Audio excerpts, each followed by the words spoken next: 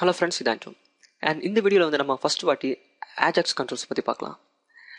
So அதை பார்த்துக்கிறதுக்கு அதை வந்து நான் ஆரம்பிக்கிறதுக்கு முன்னாடி ஆஜாக்ஸ் கண்ட்ரோல் வந்து எதுக்கு யூஸ் ஆகுது அப்படின்றத நான் வந்து ஃபஸ்ட் ப்ராக்டிக்கலாக பார்த்துடலாம். அதுக்கு நான் என்ன பண்ணிக்கிறேன், ஒரு புதுசாக ஒரு பேஜை ஒன்று க்ரியேட் பண்ணிக்கிறேன்.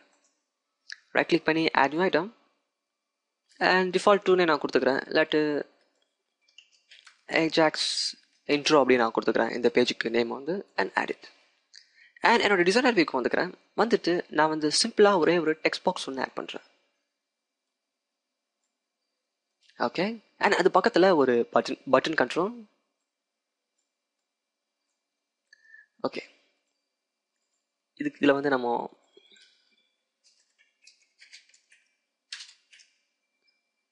ஜஸ்ட் கிளிக் மீ அண்ட் அது கீழே வந்து ஒரு லேபிள் கண்ட்ரோல்.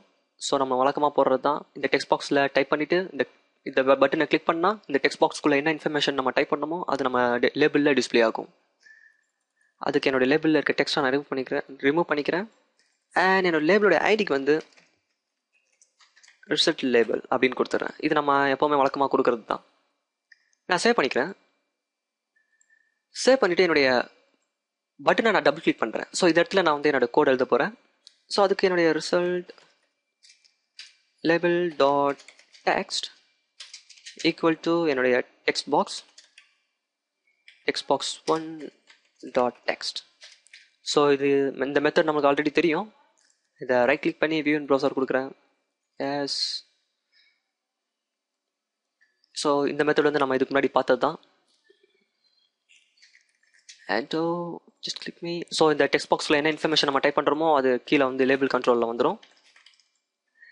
பட் நீங்கள் நல்லா கவனிச்சிங்கன்னா, நான் இந்த பேஜை கிளிக் பண்ணும்போது என்னுடைய பேஜ் வந்து ஆக்சுவலி ரீலோட் ஆகுது. நான் இதை ஃபயர்ஃபாக்ஸில் போட்டு காமிக்கிறேன், உங்களுக்கு இன்னும் கிளியராக இருக்கும்.